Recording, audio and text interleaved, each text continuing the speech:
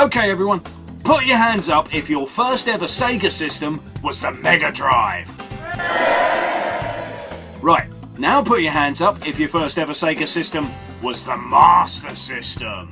Me. Now put your hands up if your first ever Sega system was the Video Driver. Yeah, I'm not surprised. The Video Driver. Known as the Family Driver in Japan, this Sega system is so obscure, so rare and so weird that many Sega collectors out there don't even know what the hell this thing is.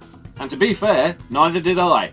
So about 2 or 3 weeks ago, I was at a car boot sale, looking around as you do, and in a box I saw a very weird looking toy. And to be fair, I saw it from the side, like that. I thought, oh, that's one of them really weird car games, you know, where the screen revolves and you move the car and lights and shit. I thought, that'll be great for my kids. So I picked it up, and I was shell-shocked to find the word Sega on it. I thought, the fuck is this? But even more confusing, the fuck is this? What is this thing? So I go up to the guy that's trying to sell it, and he says he wants £10 for it. I looked at this thing all over, and you know what? I can't see how it plugs into a TV. It clearly does plug into a TV because there's no screen on this, and there's no screen on this thing that's attached to it. This wire doesn't come out. This is a part of the thing itself. He said £10. I said, I'll tell you what, I will give you £10 if you can tell me how it works. He took it, he looked over the thing, and he said, alright, we'll call it a £5. So I bought this thing off him for a £5 out of sheer curiosity. I've never seen something so fucking weird. It looks like a crappy little stupid toy, but apparently it is a Sega system. So how does it work? Well, it turns out that the one I bought doesn't have all the necessary parts. But I'm not too bothered, and I'm definitely not too surprised. The weird grey block thing is supposed to have a car on it. My one just seems to have this strange black thing, so I'm guessing the car came off. It's also supposed to have these 2 strange metal rods that go onto the black device, and the black device goes in front of your television set. And then you put in a VHS tape that comes with it.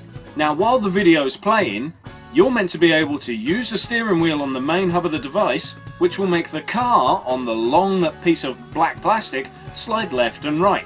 So in short, this thing doesn't plug into your telly at all. It is a VHS driven device with games similar in nature to full motion video releases of the early 1990s. It doesn't even come with its own power supply. It has to take fucking batteries. As said before, the only thing that is attached to the main hub of this little system, if you want to call it, is the long black piece of plastic, which is the sensor.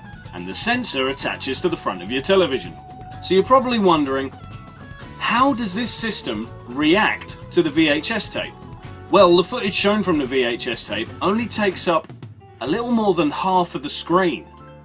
The lower part of the screen has flashing white lights going on, and the sensor bar that is put in front of the television reacts to the flashing lights. Depending where you have the car positioned at the sensor at any given time, the game will think you've hit an obstacle or managed to dodge one, depending on where you've turned the car at given points. Also, when this thing is turned on, the wheel automatically adds points to a mechanical scoreboard mounted on its front. So if the car is positioned in a location recognised as an obstacle on the screen, no points are added. You only acquire points if you dodge the obstacles, obviously. There are only ever 2 games released for this thing. California Chase, which I have the footage of, and Road Race, which I don't. But as far as I can tell, it's just the same fucking game but with different footage. Apparently though, there were 2 other games, Police Pursuit and Road Racer. I can't find much information about them except that they apparently existed, so that's fucking useful. And the Video Driver was damn well unpopular. No one liked it and it was discontinued shortly after the release. It's a shame I don't have the full kit for this thing. If I had known what I was missing at the time, then when I was at the car boot I could have looked amongst that seller's other crap. I'm sure he had VHS tapes there, one of them could have been for this. Hell, the car may have broken off the sensor, but I should imagine the sensor still works. And without the 2 metal bars that go up either side of the sensor, there's a good chance it still would have worked without them. Not certain on that one, but it's possible. Oh, and one other little interesting thing. This video today that I promised was going to be a Sega review wasn't originally going to be about this thing. No, it was going to be about the At Games portable handheld, the Master System one, not the Mega Drive like one.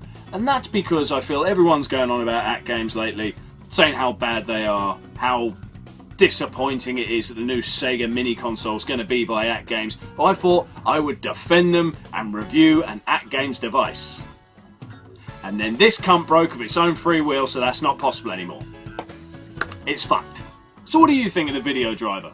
Is this something you would have wanted as a kid? Is it something you would have found entertaining? I probably would, for all of 5 minutes, if I'm honest.